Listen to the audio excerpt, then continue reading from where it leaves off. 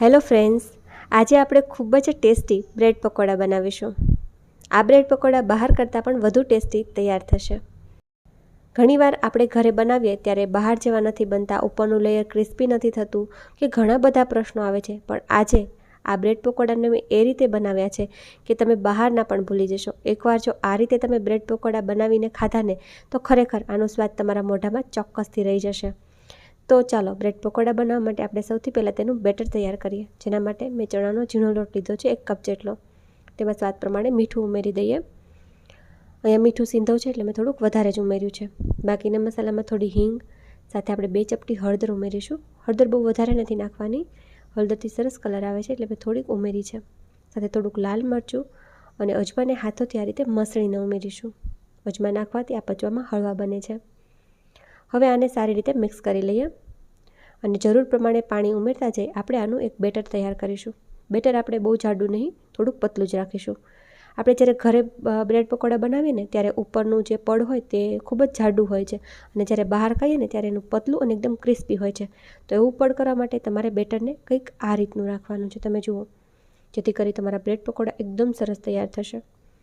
અને હું તમને ચમચીથી પણ બતાવું. તમે જુઓ, આ રીતના એકદમ પતલું બેટર છે અને ચમચીમાં તમે જુઓ તો આ રીતનું એકદમ આછું કોટિંગ આવ્યું છે. બસ આ રીતનું પતલું કોટિંગ આવવું જોઈએ. હવે ઢાંકી સાઈડમાં છોડી દઈએ અને આપણે આની ગ્રીન ચટણી બનાવીશું. આ ચટણીથી બ્રેડ પકોડા એટલા સરસ લાગે છે ને કે તમે આને વારંવાર બનાવશો અને આનો સ્વાદ નહીં ભૂલો. તો થોડાક આપણે ફ્રેશ કોથમીર, 2 તીખા મરચાં, સાથે આદું અને 2-4 લસણની કળીઓ ઉમેરી દઈશું. તેની સાથે સ્વાદ પ્રમાણે મીઠું ઉમેરી દઈએ અને ખટાશ માટે આપણે 1 લીંબુનો રસ ઉમેરી દઈશું. અને તેની સાથે જ આપણે આની અંદર થોડાક ઠંડુ પાણી અથવા તો બરફના ટુકડા નાખીશું, જેથી કરી ચટણી આપણી કાળી ના પડી જાય. અને ત્યારબાદ ચટણી થોડીક ઠીક થાય તેના માટે આપણે જે બ્રેડ પકોડાની બ્રેડ છે ને તે જ હું ઉમેરી રહી છું. આની જગ્યાએ ચટણીને ઠીક કરવા તમે ચણાની દાળ અથવા તો સિંગદાણાનો ભૂકો અથવા તો સેવ આવે ઝીણી કે જાડી કોઈ પણ, તે પણ તમે નાખી શકો છો. હવે આપણે આને સરસ રીતે સ્મૂથ પીસી લઈશું. તો તમે જુઓ કલર કેટલો સરસ આવ્યો છે. તો આપણી ખૂબ જ ટેસ્ટી ગ્રીન ચટણી તૈયાર છે. આમાં બિલકુલ શુગરનો યુઝ નથી કરવાનો. હવે આપણે મસાલો રેડી કરી લઈએ બટેટાનો. તેના માટે આપણે એક વાસણમાં 2 ચમચી તેલ ગરમ કરી લઈશું. તેની અંદર થોડુંક આખું જીરું ઉમેરી દઈશું. તેને થોડીવાર થવા દઈ ત્યારબાદ આપણે થોડી હિંગ ઉમેરીશું અને સાથે જ હળદર પણ ઉમેરી દઈશું.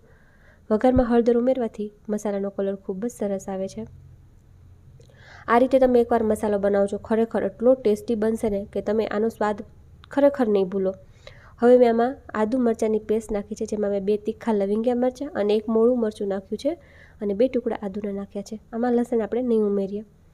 થોડીવાર આદુ મરચાંની પેસ્ટને સાંતળી લીધા બાદ આપણે આની અંદર બાફેલા બટેટા નાખીશું, જેને મેં મેશ કરી લીધા છે. અહીંયા મેં 500 ગ્રામ બટેટા લીધા છે.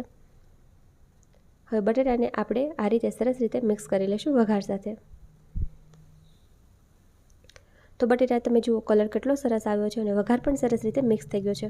તો હવે આપણે બાકીના મસાલા ઉમેરીએ. બાકીના મસાલામાં આપણે થોડુંક ધાણા જીરું પાવડર, સાથે થોડુંક લાલ મરચું અને આપણે અહીંયા 1 લીંબુનો રસ નાખીશું, એટલે કે 2 ચમચી જેટલો મેં રસ ઉમેર્યો છે. અને તેની સાથે આપણે સ્વાદ પ્રમાણે મીઠું નાખીશું. અહીંયા બટેટા બાફવામાં પણ મીઠું મેં નાખ્યું હતું એટલે એ પ્રમાણે મેં નાખ્યું છે. સાથે આપણે ફ્રેશ ધાણા ઉમેરીશું. ધાણા થોડાક વધારે જ ઉમેરીશું. હવે આને સારી રીતે મિક્સ કરી લેશું. આ મસાલો છે ને એકદમ તીખો, ચટપટો અને ખૂબ જ સરસ લાગે છે ખાવામાં. એકવાર મસાલાને ચાખી લો, મીઠું બરોબર હોય કે ઓછું લાગે તો તમે નાખી શકો છો. તો તમે જુઓ ખૂબ જ સરસ મસાલો તૈયાર થઈ ગયો છે. તો બસ આને હલકો ઠંડો થવા માટે છોડી દઈએ. હવે આપણે પકોડા બનાવવા માટે બ્રેડ લઈ લઈશું. આ રીતની મેં બ્રેડ લીધી છે. હવે આપણે જે મસાલો રેડી કર્યો હતો તેને આપણે આ રીતે લગાવી દઈશું. આપણે મસાલાને બહુ જાડો કે બહુ પતલો નહીં, માપસરનો રાખીશું, એટલે કે મીડિયમ રાખીશું. પણ તમે તમારા પસંદ પ્રમાણે પતલો કે વધારે જાડો લેયર રાખી શકો છો. પણ આ રીતે એકદમ બહાર જેવા તૈયાર થશે. હવે આપણે બ્રેડની બીજી સ્લાઇસ પર જે ગ્રીન ચટણી બનાવી હતી ને તે લગાવી લેશું. તમે તમારા જરૂરિયાત પ્રમાણે ઓછી કે વધારે ચટણી લગાવી શકો છો. આ રીતે ચટણી લગાવી અને તમે બ્રેડ પકોડા બનાવશો ને તો ખૂબ જ ટેસ્ટી બનશે કે તમે બહારના પણ ભૂલી જશો. તો એકવાર મારી રીતે જરૂરથી ટ્રાય કરજો.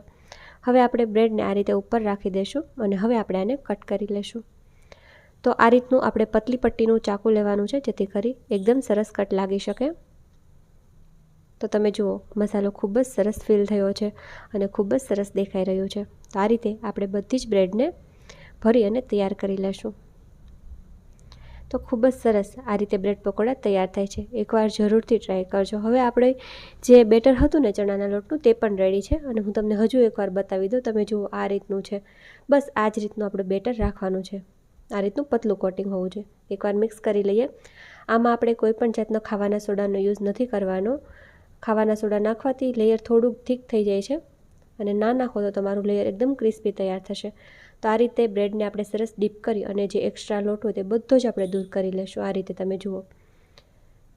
હવે આપણે આને તળવા માટે લઈ લઈએ। તો તેલ મેં ગરમ કરવા રાખી દીધું હતું। હવે તેમાં આ રીતે બ્રેડને આપણે લોટમાં ડુબાડી અને તળવા માટે લઈ લેશું। અહીંયા મારું કાચી ઘાણીનું તેલ છે ને એટલે તમને ફીણ થોડાક વધારે દેખાશે તેલમાં।